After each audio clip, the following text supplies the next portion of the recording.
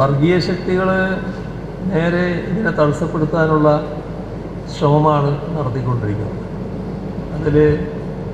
അതിൻ്റെ ഭാഗമായുള്ള ഇടപെടലുകൾക്കെതിരെ വലിയ പ്രതിരോധം കേരളത്തിൽ ഉയർന്നുമുണ്ട്.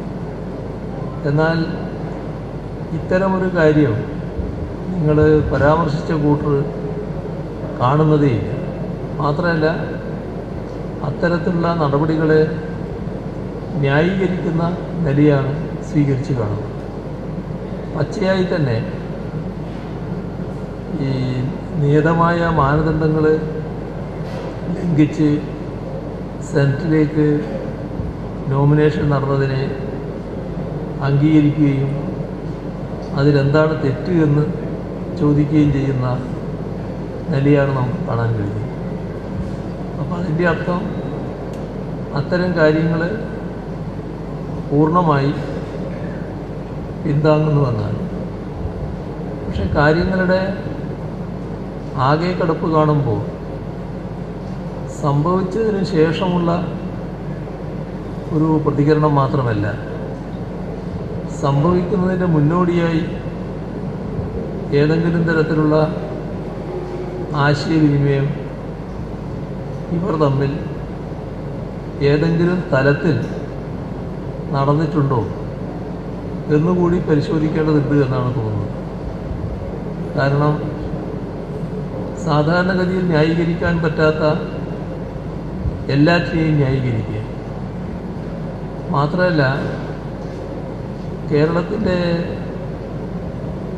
സമാധാനപരമായ അന്തരീക്ഷം അത് തകർക്കാനും അങ്ങേയറ്റം സംഘർഷഭരിതമായ അന്തരീക്ഷം സൃഷ്ടിക്കാനുമുള്ള ബോധപൂർവമായി പ്രകോപനം സൃഷ്ടിക്കാനുള്ള നീക്കങ്ങൾ നടക്കുക.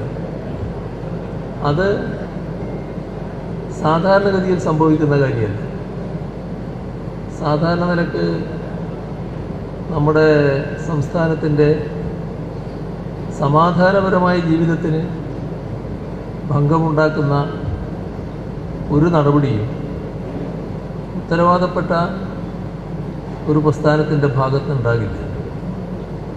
ഇവിടെ അത്തരം നടപടികളാണ് ബോധപൂർവം ആരംഭിച്ചിട്ടുള്ളത്. പ്രകോപനമാണെങ്കിൽ അങ്ങേയറ്റം പ്രകോപനപരമായി കാര്യങ്ങൾ നടത്താനും പ്രകോപനം സൃഷ്ടിക്കാനും അതിലൂടെ നാട്ടിലാകെ സംഘർഷമുണ്ടാക്കാനുമുള്ള നീക്കങ്ങളാണ് നടന്നിട്ടുള്ളത്. ഒരു മുൻകൂട്ടിയുള്ള ആലോചനയുടെ ഭാഗമായാണ് ഇത് എന്നത് ആർക്കും മനസ്സിലാക്കാവുന്ന ചെയ്യും. മുൻകൂട്ടിയുള്ള ആലോചന അവരവർക്ക് നടത്താം. ഇതിൽ താല്പര്യമുള്ള സമാന മനസ്കരുമായും ആലോചിക്കാം.